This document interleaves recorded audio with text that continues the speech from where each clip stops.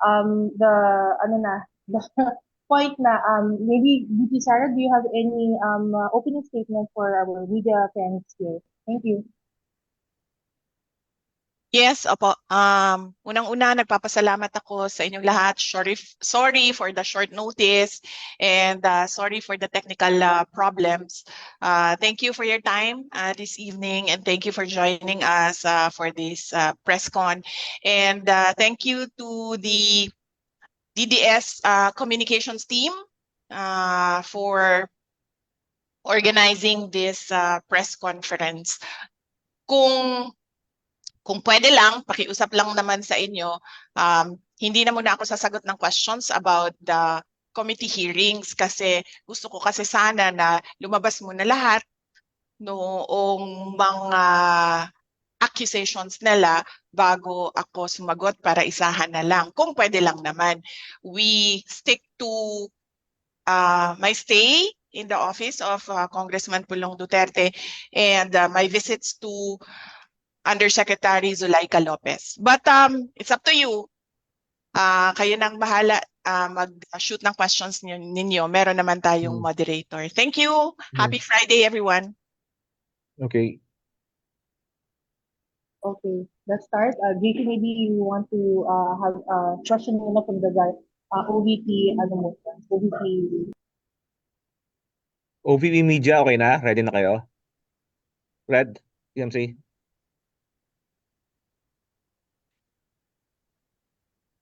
Can I go first, sir? Alright. First question, Marian Enriquez, TV5. Hi, ma'am. May we request po, Sara, any statement muna on your visit po dito kay inyo pong Chief of Staff, kay Attorney Zulaika Lopez. Ngayon po, as we speak sa inyo pong press ko, nasan po kayo ngayon?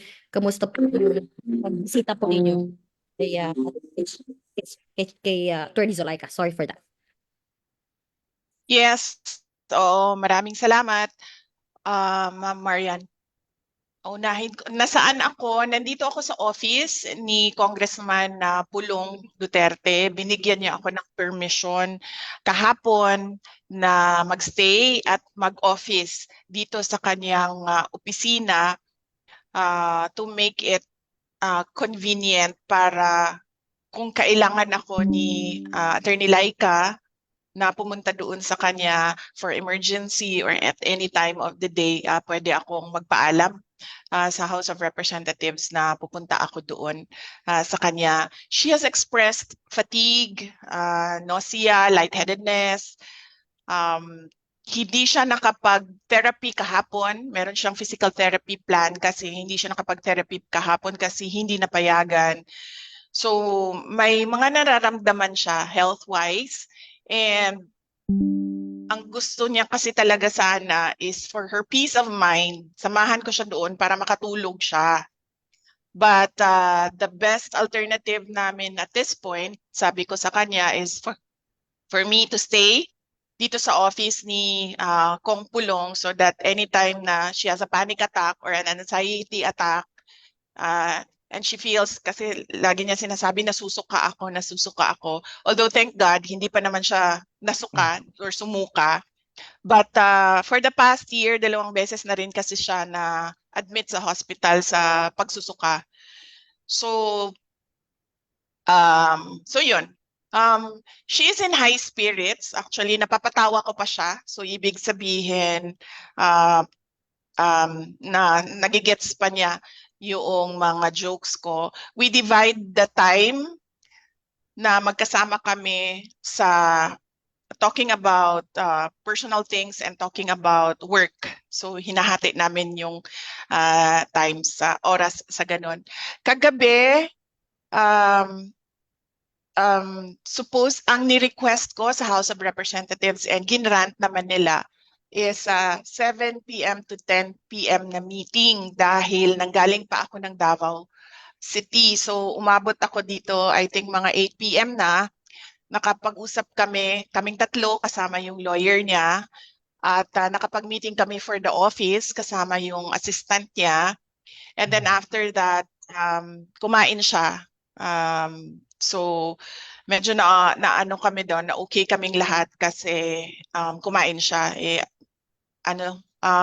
Mahirap siya pakainin ngayon kasi lagi niyang sinasabi, wala akong gana kumain, wala akong gana kumain. And galing ako Davao, so nagkausap din kami, nag-message din kami ng mama niya. And yun din yung pakiusap ng mama niya, just to make sure na nothing happens. Nothing happened to her. Okay. Marian, any So, follow-up? yes, yun yung nangyari kagabi. And then ngayon, kanina, I visited twice. Ang schedule ko kanina sa meeting with her was 11. It was a last meeting, a working meeting. So 11 a.m. to 1 p.m. And then sa hapon naman, it was a dinner meeting, 5 p.m. to 6 p.m. So apparently, sabi ng mga assistant niya, she only eats kung nagsasabi ako na kumain na siya. So wala nga daw talagang gana kumain. Although nagpapasalamat din kami kasi marami ding mga tao na nagpapadala ng mga paborito niyang pagkain. Thank you. Ma'am, yes, thank you. Marian, follow-up? Opo. VP, kasi I understand that Attorney Zulaika po will be detained po dyan sa House until Monday, no? The next hearing po ng Committee ng Good Government. So, you also wrote a letter po dito sa Good Government Committee asking sana na doon po sana kayo makasama mismo si Attorney Zulaika sa detention facility, and dininay po yun as per dito sa letter po ni Chairman Joel Chua. First, what's your reaction on that? Hindi po kayo doon mismo sa detention facility, since ang sabi nga po is hindi naman puro kayo na contempt or kailangan doon. So, will you still be staying there po dyan sa office ni Kong Pulong until Monday? And will you be attending the committee hearing na po? Rerekta na po ba kayo sa Monday? Yes, so unang-una, nagpapasalamat kami kay Congressman Joel Chua dahil sa mga requests, binibigay naman niya yung mga requests ni Yusek Lopez. And yung mga requests ko, sabi ko to visit, subject to their rules doon sa detention center, umuon naman siya. So on that point, nagpapasalamat kami.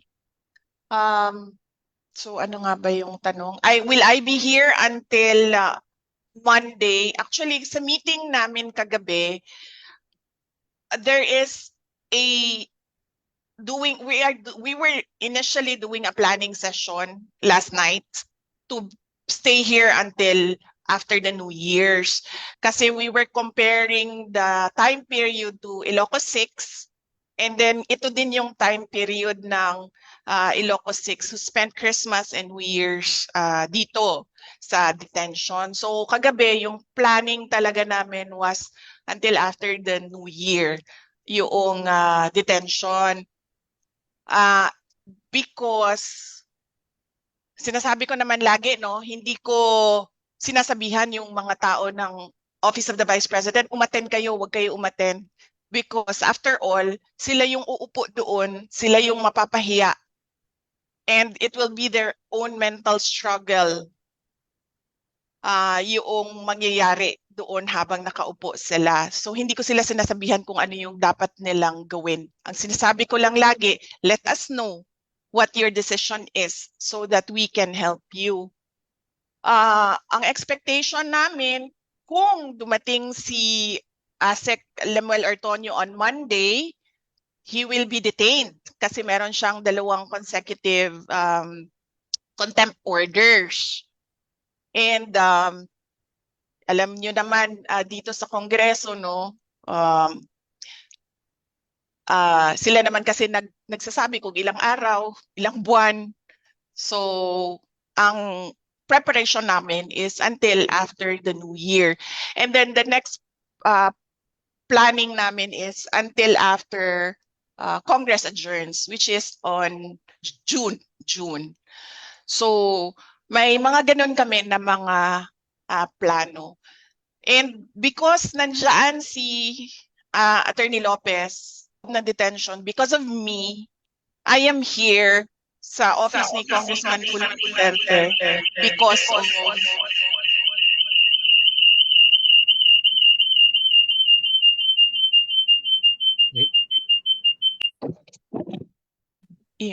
okay. nandyan siya sa loob, si Yusek Zulaika Lopez, nandyan siya sa loob because of me. Ako naman kasi talaga yung target ng committee hearings. Nandito ako sa loob ng office ni Congressman Pulong Duterte because of her in detention. So expectation namin pagdating ni Gina Acosta, kung darating man siya, pagdating ni Lemuel Ortonio, ni Sunshine Fajarda, and ni Edward Fajarda, ganun na rin yung gagawin namin. So kaya nga yung sinabi din ni Congressman Pulong, he gave me permission to stay indefinitely and hold office indefinitely dito sa office niya. Thank you. Marian, okay ka na? Sorry. Attend ba ako sa Monday? Hindi pa namin napapag-usapan ng lawyers ko because nakatutok kami kay Yusek Lopez sa ngayon. So, likely pag-uusapan namin yan sa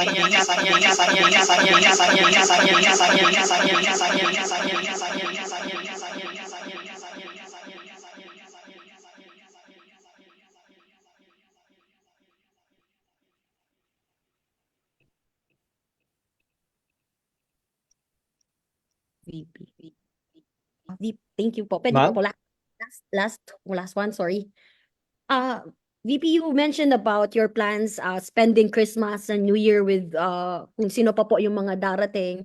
Pero clearly po, ang panawagan po ng komite ni Speaker Romualdez is dumalo na po una, yung 4 po sana, no, na una na pong na-contempt. Kung dumalo lang po sana sila, they can actually terminate na po, no, yung hearing kung maraming may makukuha na po kasi na information, lalo na po doon sa mga SDO, Special Disbursing Officers, sa sina Fajarda and si Acosta. So sila po yung parang pinaka na-mention na pinaka kailangang mga tao. And si Speaker Romualdez even said yesterday po sa ambush na he was reacting about your sentiment na nadamay po, no, naawa po kayo sa inyong mga opisyal dahil nadadamay po sila dun po sa nangyayari and yung pagpo-persecute nga raw po sa inyo. So ang hamon po niya kayo na po mismo sana yung dumalo po sa pagdinig at sumagot po dun sa tanong ng mga mambabatas tungkol sa confidential fund.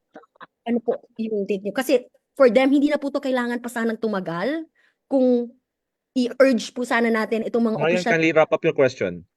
If we just urge po itong ating mga officials Marian, for kindly wrap up your question. yun lang po, ma'am. Can you comment on that? Hindi raw po ito tatagal kung papuntahin niyo na po itong 4 na officials niyo and kayo po mismo sana ang sumagot para matapos na raw po itong issue. Okay, sige. Unang-una, nasabi ko na, no, at ulitin ko, noong inimbitahan nila kami noong October 18 was it? Pumunta ako. Umupo ako doon.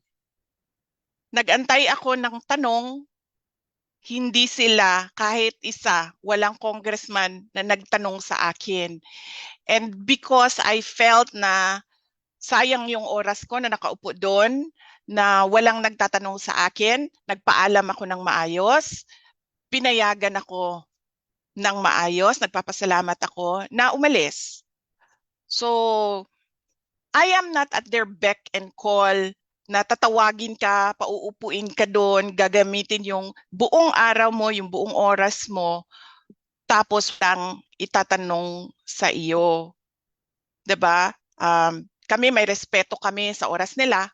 Dapat magrespeto din sila sa oras ng mga resource persons na tinatawag nila tapos umuupo doon nang wala namang tanong.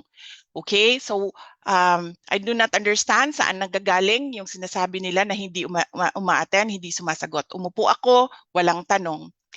At ang next is, ako na daw dapat ang umupo doon at sumagot, sabi ni Martin Romualdez. Unang-una, I did not vote for Martin Romualdez as congressman.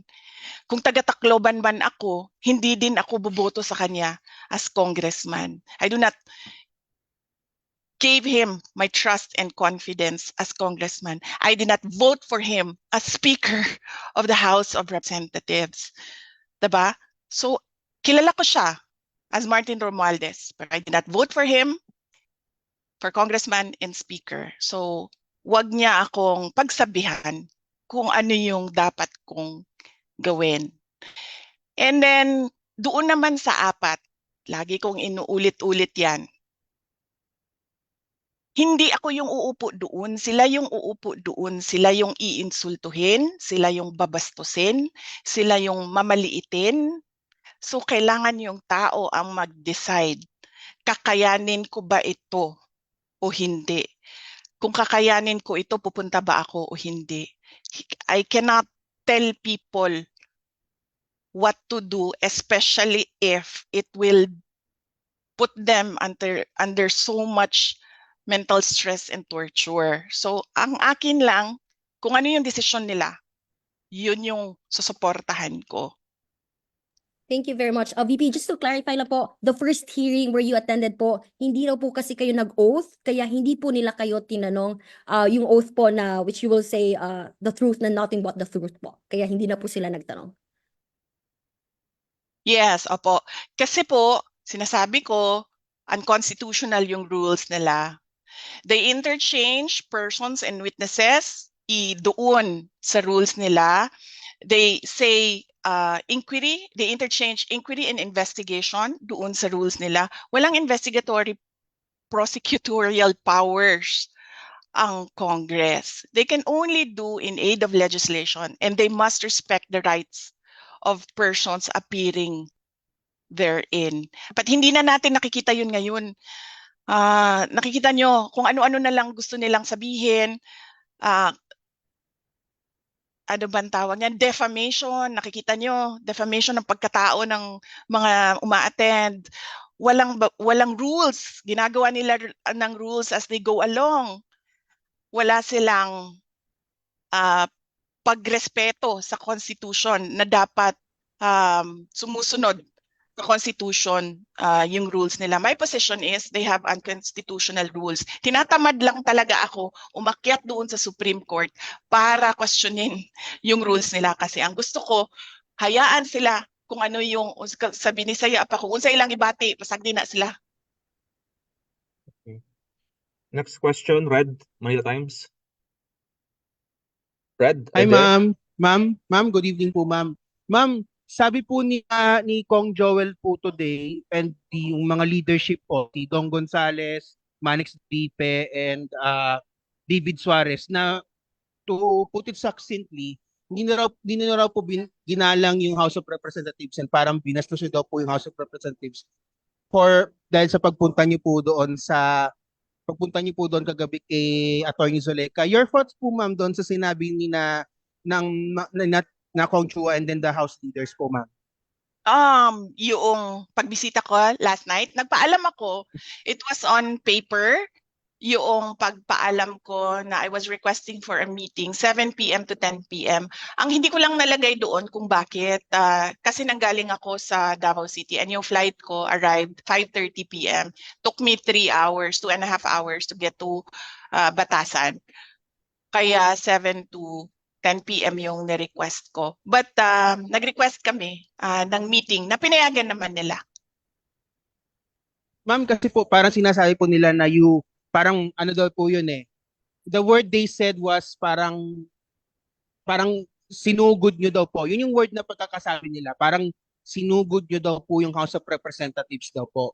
I mean, your reaction lang po, ma'am. Kasi parang ang dating po sa kanila, parang kayo bro, sumusugod daw po kayo, pumapunta po kayo, pero sa mga hearings, hindi daw po kayo nagpa-participate. Pumunta po kayo kay former President Duterte sa Quadcom, pumunta po kayo kay Yusek Lopez, pero sa mga hearings daw po hindi po kayo pumupunta. Yes, tama 'yon. Tama 'yan. I don't know kung sugod ang tama na word doon dahil nagpaalam naman ako at pinayagan nila ako. Pero tama 'yon. Hindi talaga ako uma-attend sa hearings. Why? Why would I answer to a speaker implicated in a bribery case on record in a court case?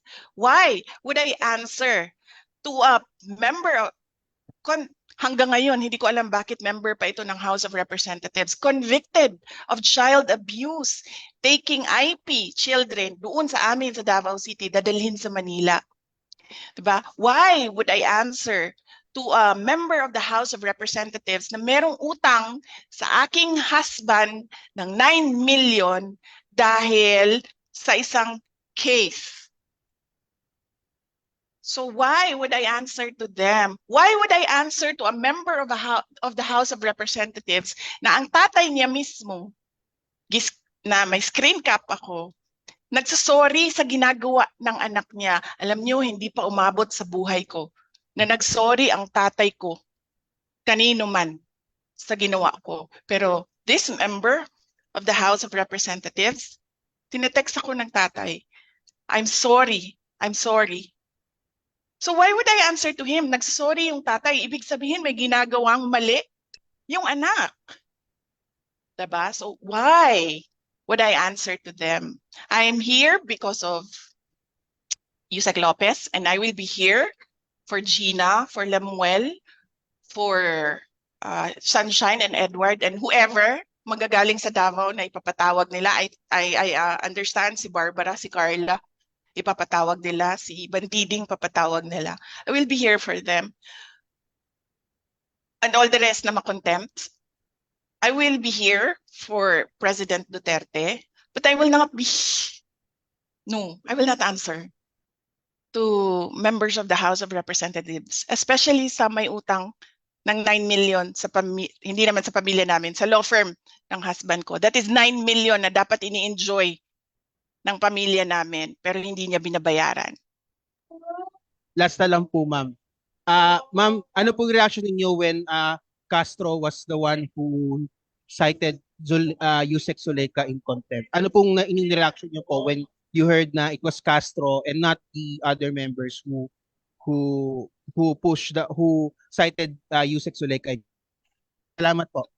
Nahihiya ako para sa Pilipinas. Noong sinabi sa akin na ganun yung nangyari, isang tao na convicted ng child abuse of IP children ay sinight in contempt ang isang IP lawyer who managed a multi-awarded city. Nahiya ako para sa Pilipinas. Nahihiya ako para sa Pilipinas. Alam niyo ba, sa ibang bansa, kapag convicted ka ng child abuse, para kang may leprosy. Walang lalapit sa iyo. Walang tatanggap sa iyo sa trabaho.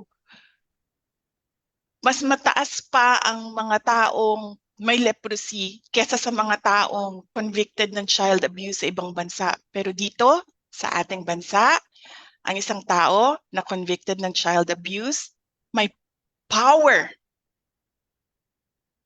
Saan ka nakahanap ng ganyan? Nahihiya ako as a Filipino na ganito ang ating House of Representatives. Yun lang po, ma'am. Thank you.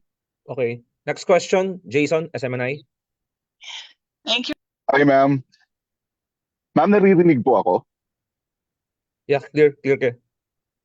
Para Yes. clear. Yes, ma'am. Yes, Jason. Yes, ma'am.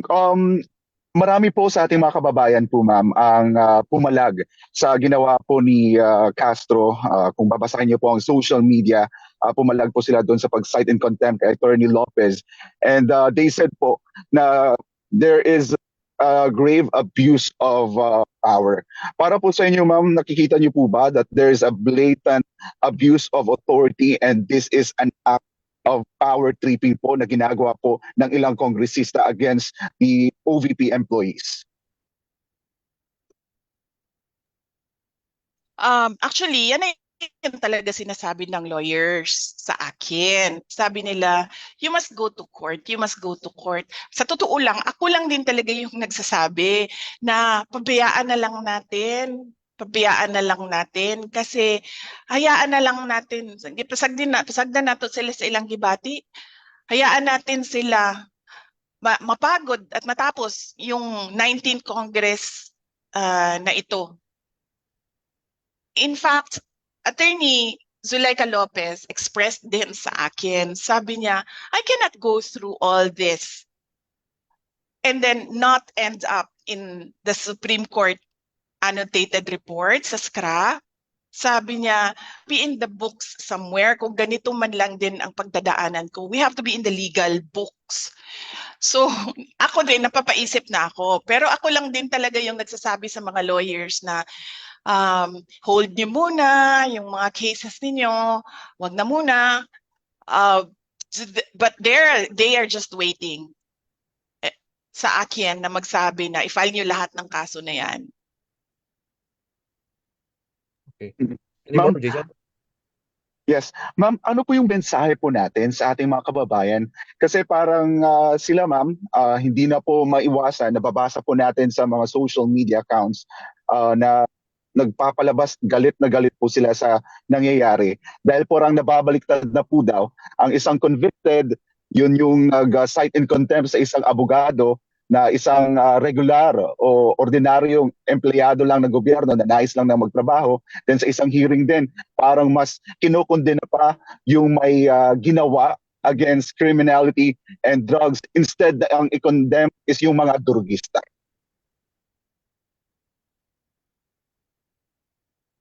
Oo, sa totoo nga, yun din ang sagot ko as kanina, no? Sabi ko nahihiya ako para sa Pilipinas. Kasi ganito yung nakikita natin sa House of Representatives natin. Naiintindihan ko yung galit ng mga tao. Kasi hindi alam ng mga tao kung ano yung gusto nilang makita sa ating mga members ng House of Representatives. Alam nyo, nagsabi na rin sa akin si Congressman Pulong Duterte, sabi niya, at this point, nahihiya ako na member ako ng 19th Congress.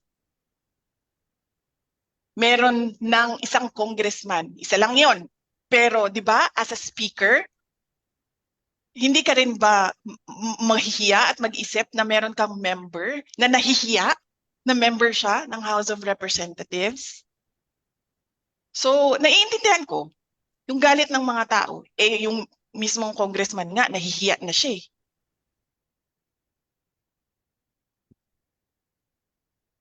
Jason, okay Yes, na? ma'am. Last question na lang po.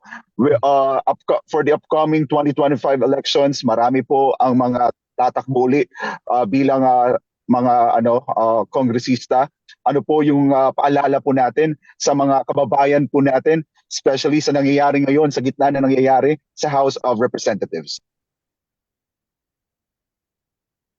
Yes, oo. Unang-una, huwag sila magpadala sa vote buying.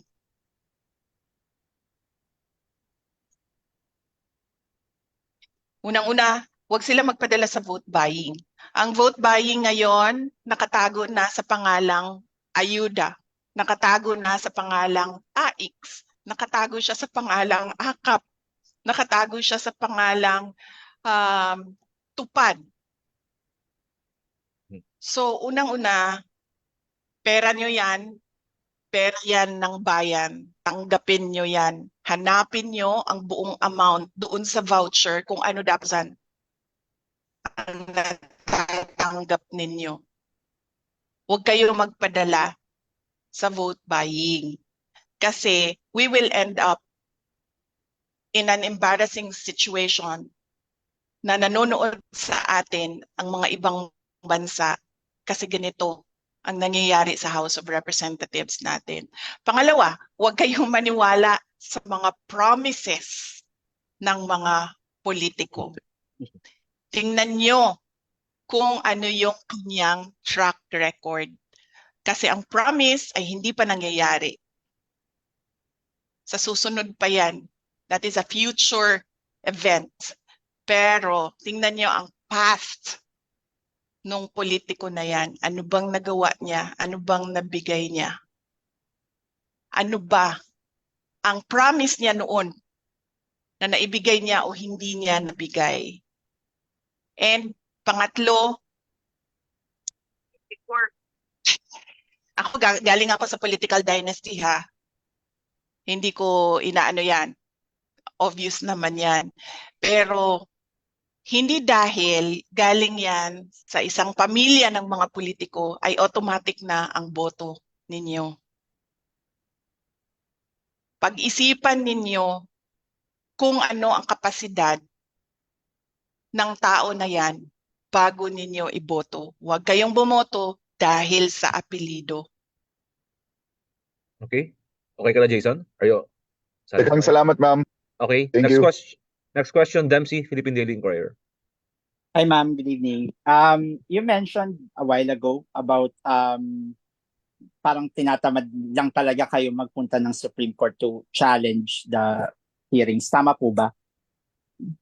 Na parang ganun yung sitwasyon ngayon. And so, Yes. na-discuss talaga, ma'am, na may parang gagawin kayo sanang legal remedy or to go to Supreme Court to challenge this. I mean, what could possibly prompt you to go there already? I mean, hindi pa ba enough na seeing what's happening right now for you to go to Supreme Court? I mean, di ba, parang you mentioned na nga na parang, I mean, from the questions earlier, sinasabi na parang napapersecute ng araw, won't those be enough reasons for you to go to Supreme Court already and to challenge it? I mean, if you're not going to attend, why not just challenge it to the Supreme Court then?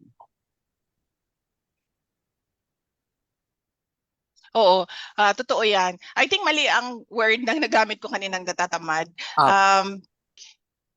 Hindi pa ako fully committed. Hindi ako fully committed na mag-file ng cases. Although lahat ng cases nasulat na ng mga lawyers.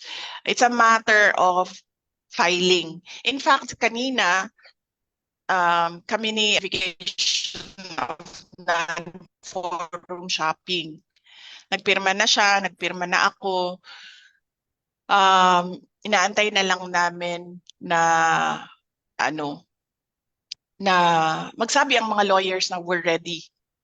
Everything, all the documents are ready for filing. Pero nasulat na lahat.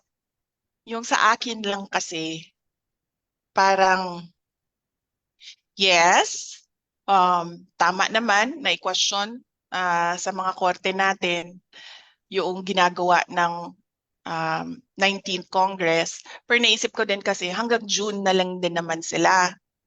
And hindi naman ito kasi matatapos sa June para sa akin. Matatapos ito sa 2028 kung meron ng bagong Pangulo. Kung matuloy man ang election ng 2028. Kasi nandoon pa rin sa isa sa mga discussion and bullet points nila ang charter change. So,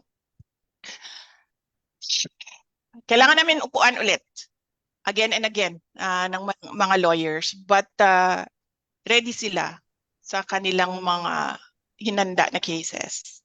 Okay. Siguro follow up. I mean, what would prompt you what would prompt you to finally attend the committee hearings? Kasi parang as mentioned nga earlier, I mean, the panel was clearly looking for you and the other officers from your office na mag-appear doon po sa committee hearings. I mean, what would prompt you? Ano yung parang magiging final straw nyo for you to finally attend and to somehow respond to the questions being raised during the previous hearings? May parang certain move ba na dapat gawin yung House bago kayo umattend po mismo? Or anything that could prompt you to finally go there? I think the most that they can do is kung ano yung ginagawa nila sa amin ngayon, diba? Dinedetain nila yung mga OVP personnel. So, yan na lang, kanina may meeting kami ng House Sergeant of Arms, pinapaalis niya ako dito. And then sinasabihan niya ako, because we have to put extra security because the Vice President is here. And then I told them, sir, I am not your security problem. Kasi meron namang akong sariling security. Bayad din naman yan sila ng gobyerno para bantayan ako. So let them be na magbantay sa akin. So you don't need to worry about my security. At sabi ko sa kanya na sabi niya, hindi, kasi baka may mangyari sa iyo dito sa loob. Sabi ko, sir, isa lang naman ang gusto pumatay sa akin, si Martin Romualdez. And I don't think gagawin niya yan dito sa loob ng House of Representatives. Gagawin niya yan doon sa labas. So siguro, harm to the safety and security of OVP personnel? Yan lang ang maisip ko ngayon, top of mind answer. Okay. Siguro ma'am, last follow-up na lang. You said na si Martin Romualdez lang ang may gustong pumatay sa inyo. What made you say that? Oh, because I know him, di ba? Mhm. From the short time na nagkasama kami. I'm a good judge of character. Mabilis ako maka-assess ng isang tao. Okay po. Nagkasama kami sa kampanya. And I'm no psychologist, pero that man has so much baggage and insecurities sa buhay niya. Okay. Yun na ma'am. Thank you. Okay. Okay, thank you, Dempsey. Next question. Kat Domingo, ABS-CBN. Kat? Kat, are you there? Good evening, Vice President. Ma'am, during your first few press conferences with us, you mentioned that merong triumvirate or triangle power, something like that. And you mentioned na sa susunod na press conference nyo na babanggitin, particularly some details about the House Speaker and the First Lady. May we finally know ano po to, ma'am? Sit in. Sit in na lang.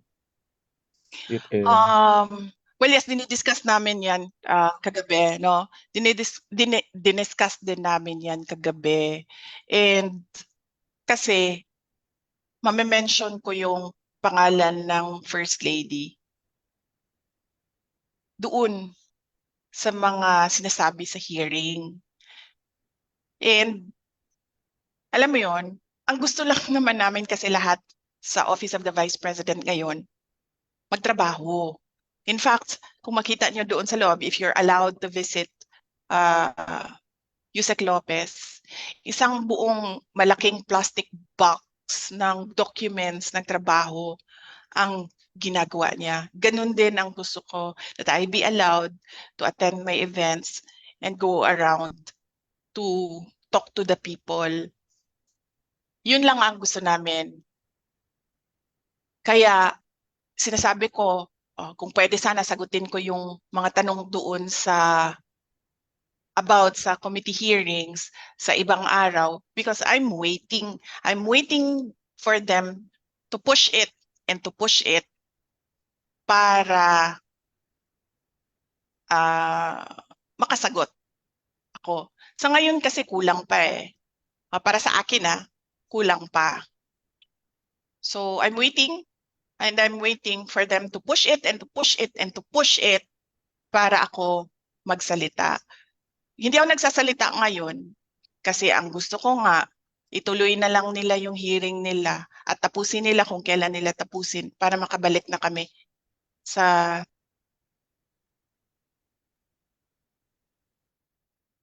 Ma'am, may we at least know kung anong issue po yung kinakasangkutan nila allegedly? Is it a corruption issue? Is it just a matter of politicking? It's about envelopes na sinasabi. Sorry, ma'am, envelopes? Envelopes. The one with the money, ma'am, does it mean that it may have originated from the House Speaker and the First Lady po? Ayoko na I'm waiting for them.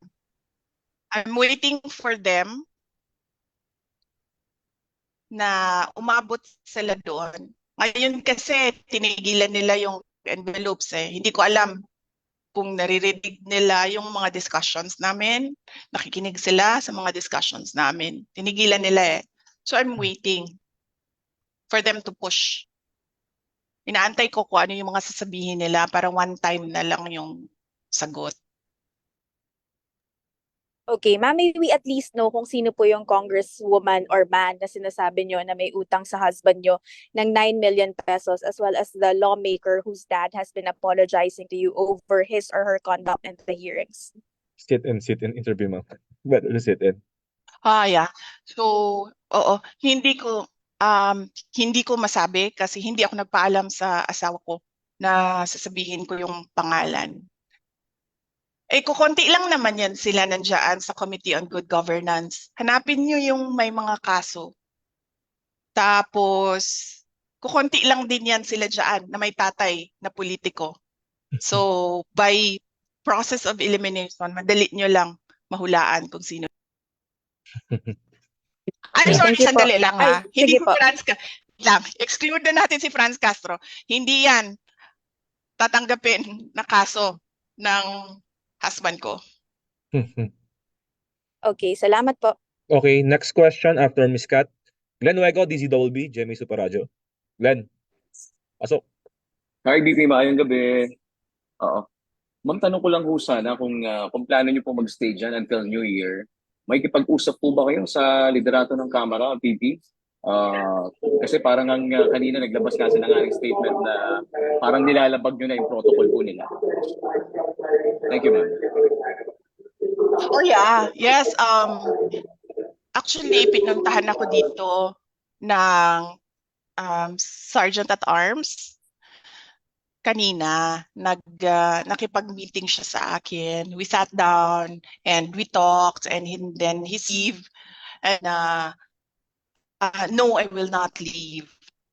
Sabi niya, I need to do my job. You need to leave. Sabi ko, ano bang gagawin mo? Bubuhatin mo ako palabas. Sabi ko sa kanya. Sabi niya, hindi naman. I will just escort you out. And then sabi ko sa kanya, I will escort you out of this office. Sabi ko sa kanya. And then he said, again, you need to leave, paulit-ulit 100 times. He said, you need to leave. And then I said na, alam mo sir, ganito na lang gawin natin. No? Yung boss mo, congressman. Yung may-ari ng opisina na ito, congressman. So sir, why not? Sabi ko sa kanya, i-elevate natin sa kanila dalawa ang pag-uusap. Huwag tayo yung mag-usap dito kasi gusto mo akong paalisin. You want to escort me out. I want to escort you out. So meron tayong kumbaga impasse dito. Sabi ko, yung boss mo congressman, yung may-ari ng opisina na ito, congressman. Hayaan natin sila kasi pareho silang congressman. They are both above our pay grade. So yes, pinapaalis nila ako. But no, sabi ko, kausapin niyo si Congressman Pulong Duterte. Thank you, ma'am. Thank And you. then I told them as well, sabi ko, sir, sorry, dagdag ko lang, I told them as well, I told him as well, sabi ko, sir, alam mo, kami sa Office of the Vice President, sa opisina namin, meron talaga kaming guide for austerity measures, kung ano yung dapat gawin to save government funds. Isa yon sa pagpatay ng kuryente. Sabi ko, naiintindihan ko yan. Kaya nga kagabi, nung sinabi sa akin na papatayin yung kuryente, sabi ko, go ahead kasi meron naman ako dalang flashlight. Tsaka matutulog na ako. Saan ko ba kailangan ng kuryente kung matutulog na ako? Isasaksak ko ba yung sarili ko para makatulog? Hindi naman. So sabi ko, sir, patayin nyo lang yung kuryente. I applaud the House of Representatives for having austerity measures. Sabi ko, sir, kung kailangan nyo i-cut yung tubig, cut nyo lang yung tubig. Wala namang problema yon. Sabi ko, just allow us the charging station. Kasi hindi naman kami magsasaksak sa inyo eh. Naka-charge na yun eh. But apparently, hindi ata pinayagan sa baba yung charging station. So okay lang yon. Doesn't matter. This is one thing na we have to give to the House of Representatives. I-recognize yung kanilang austerity measures. Pagpatay ng kuryente at ng tubig. But actually, marami akong suggestions sa Speaker of the House on how to improve his compound. Mayroon akong mga suggestions. But yes, baka pagbalik niya sa Lunes, ako na yung speaker dito. VP Speaker na tawag ninyong lahat sa akin. Bumalik na siya. I understand, nasa summer ba siya? Summer ba yun? Sabi sa akin kanina. Meron na naman siyang mga vote buying activities doon sa summer. Okay ka na, Si Glenn? JC, tawagin mo ako VP Speaker sa Monday. Thank you, ma'am. Thank you. Next question, Kuya Henry Uri, DZRH. Are you still there? Kuya Henry? Oh, wala na. Okay, next. Lanes Kapanti, GMA News Online. Nasel? Nasel? Wala. Okay, next question, Miss Jed. JC, hanggang ano oras tayo? Ma'am, last two questions. 7:30? Last Last two two questions. questions. Okay, thank you. Miss Jed, UNTV. Evening Jed? po, VP. Hmm. Yes po. Apo. Hmm. VP, tanong ko lang po, what do you think would stop all these seemingly attacks against you po?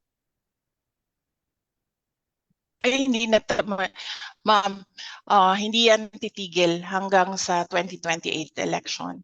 Naiintindihan ko na yan ngayon. Noong una, hindi ko actually naintindihan.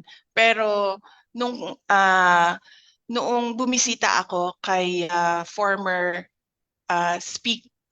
Senate President Manny Villar, bumisita ako sa kanya. And siya yung nagpaintindi sa akin.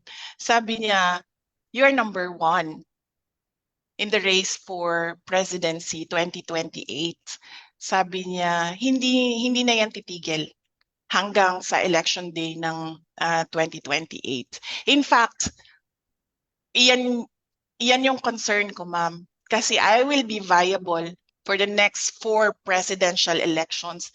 And my fear is hindi siya titigil for the next 4 presidential elections. Thank you po, VP. Okay, last question. So yes, Kuya Henry, Kuya Henry, nandiyan ka hindi pa? na titigil yan, ma'am.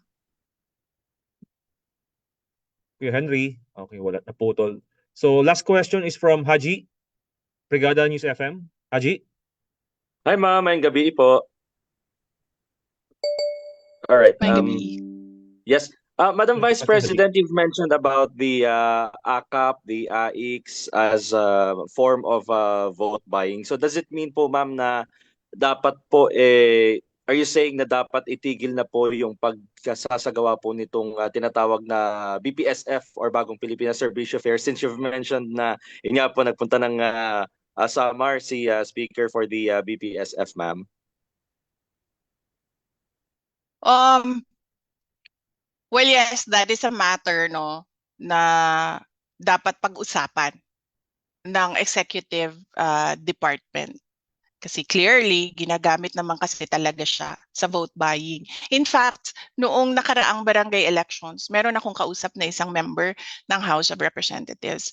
And then tinatanong ko siya, sabi ko, magkano ba yung suporta mo sa mga barangay candidates? And then sinabi niya, no, I don't give. Binibigyan ko lang sila ng allotment ng wala pang AKAP on binibigyan ko sila ng AIX and tupad. So clearly sa ganun meron ng parang some sort of admission from a politician na ginagamit siya for vote buying. In fact, noong nakaraang election din ng barangay election, merong nag-file ng case talaga, 'di ba, sa Davao Region. Kasi ginamit siya pambayad sa mga botante. Well, kung ako ang presidente, hindi ako papayag ng ganyan. Kasi para saan ba yan? Di ba para sa mga individuals in crisis at para sa mga kapos? Ang dami-dami kayang nakakatanggap na hindi in crisis and hindi kapos. In fact, sabi nga nung DSWD, bago lang, di ba? Nagpalabas sila ng news item. Sinasabi niya doon, wag i-politicize ang pamimigay noong kanilang ayuda. GC, I see that certain Dodi and Kat Domingo naka-raise yung kamay nila. Gusto mo ba sila Ma'am, done na ako, i-acknowledge? sorry. Or Dana wala si na Dana ba? si Dana po si Kat. Kat is done. Okay.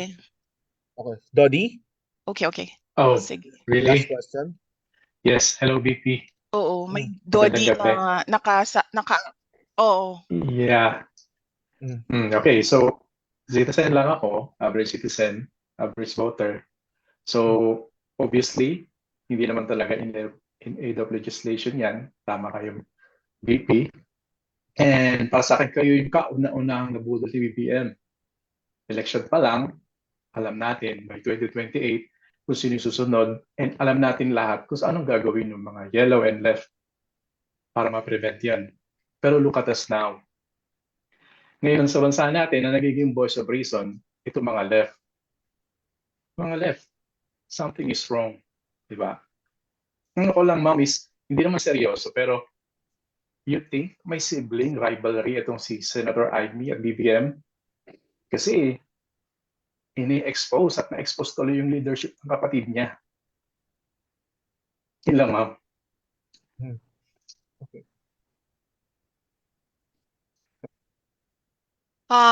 Hello? Well, hindi ko alam yung hindi ko alam yung sibling rivalry. So wala akong personal knowledge sa sibling rivalry. I can only answer for sa pamilya namin, sa Duterte family. Kaming magkakapatid, wala kaming sibling rivalry. Okay, thank you, ma'am. Thank you, Actually, Sir Dodi, yeah, thank for you. pointing that out. Thank you. Daban lang Ma'am, po. Ma'am, For pointing out na ano. Ma'am, may last follow-up si Haji from Brigada News FM. Haji, Yes, JC. pasok niyo na yung, Haji, your last Yeah. follow-up. Opo, yes, Madam Okay. Vice President.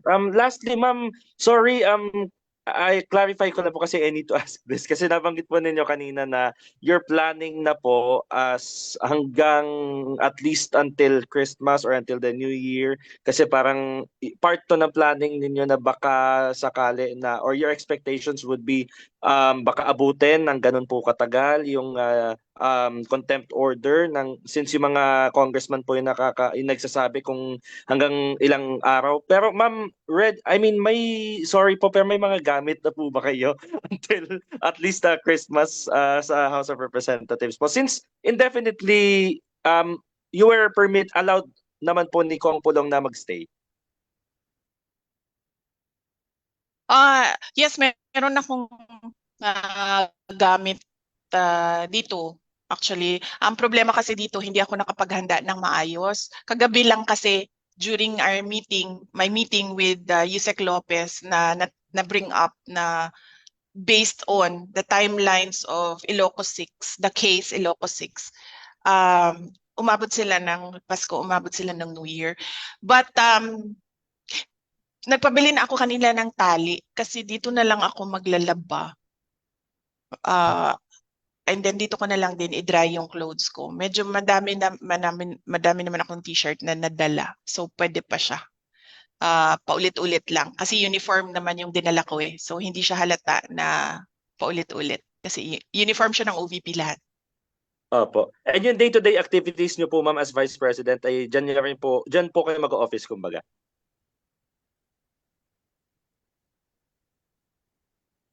Yes, kanina I did a Zoom meeting. Si Yusek Lopez din, binigyan na namin siya ng Wi-Fi so she can do the Zoom meetings. Actually sa sa OVP, karamihan online meetings kami, karamihan doon. Bihira yung in-person meetings namin. Doon naman sa mga na-cancel na mga activities, ang ginawa namin ay gumawa kami ng mga video messages. Ginawa namin kanina 3, and then we have pending 17 video messages that we will do in the next 2 days. Dagan kayo salamat, ma'am. Okay. Okay, that wrap ups our Thank you, press briefing for Sir the Jay. opening JC? meeting. Madam VP, sorry po. Meron pong one question lang from one vlogger po, CJ Hugalbot po. Baka pwede po natin i-entertain lang. CJ Hugalbot po. CJ, are you there? Oh, yes. Yes. Opo, sige. Sa vloggers tayo? Okay. CJ? Andiyan po ba siya? Or kung hindi po si CJ, si MJ Cambao, is he here? Ms. MJ, do you have any questions for the Madam VP?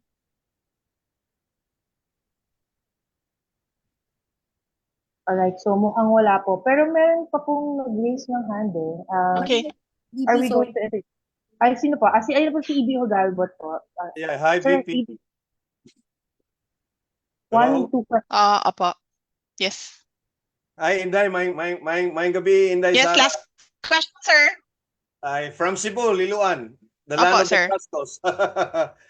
Day, how Maayong gabi. yes, mayong gabi. How is the family, no?